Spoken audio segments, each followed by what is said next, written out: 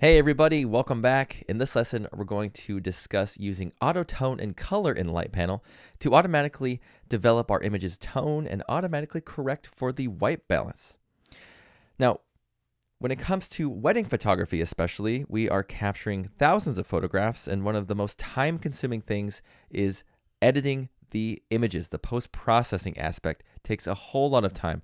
And so one of our biggest goals with Lightpanel is to save you that time by creating this auto tone and color feature that will automatically identify exposure and certain features within the image to correct for the tone and the white balance. So with this image here, you can see it's just a little bit underexposed. We want to see a lot more of those darker details. We can hardly see some of the details within the faces, and we just need it to be a little bit brighter. So no need to go in and modify all of these settings manually. You can go into this Develop tab within Lightpanel and just click on Auto Tone. So I click on that.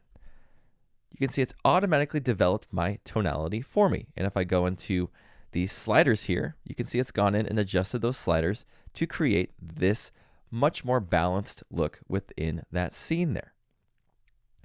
Now, for images that have a little bit of a warm or cool tint to them and you want to correct the white balance, let me find one of these photos here. It's incredibly easy to do. You just use that auto white balance feature right below auto tone.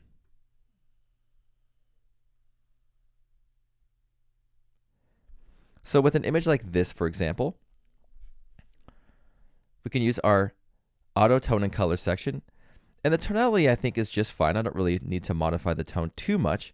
But what I want to show you is this auto white balance option. So if I click on auto white balance, you can see it's automatically corrected that warm tint and made it a lot more natural looking of a capture. Now, with both auto tone and auto white balance, you can always fine tune the strength of those adjustments. So for example, if this is modifying that white balance a little bit too much, you can always pull back on the strength to fit that scene that you're modifying. If you want it a little bit stronger, you can always pull up on it to the right as well. Now, same thing with auto tone. So when we had that a little bit underexposed image from earlier, we've used that auto tone there. And let's say it's just a little bit too bright. We can always pull back on the strength.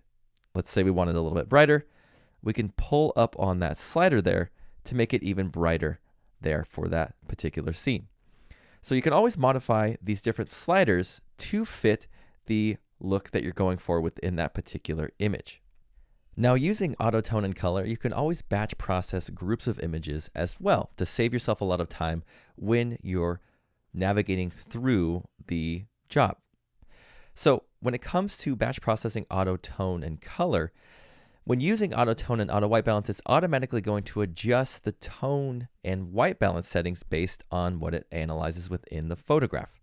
So that's where you'd want to use these sliders here to fine tune the strength of that auto tone and auto white balance. So what I'm going to do is I'm going to grab this first photo here. It's a little bit underexposed, so we'll use auto tone.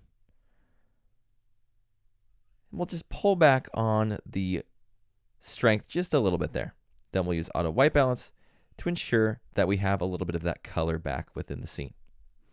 So what we're going to do now is we're going to grab these 4 other photos and we're going to head back down to that batch tools section just like we did with auto crop and level, and we're going to choose sync to selected.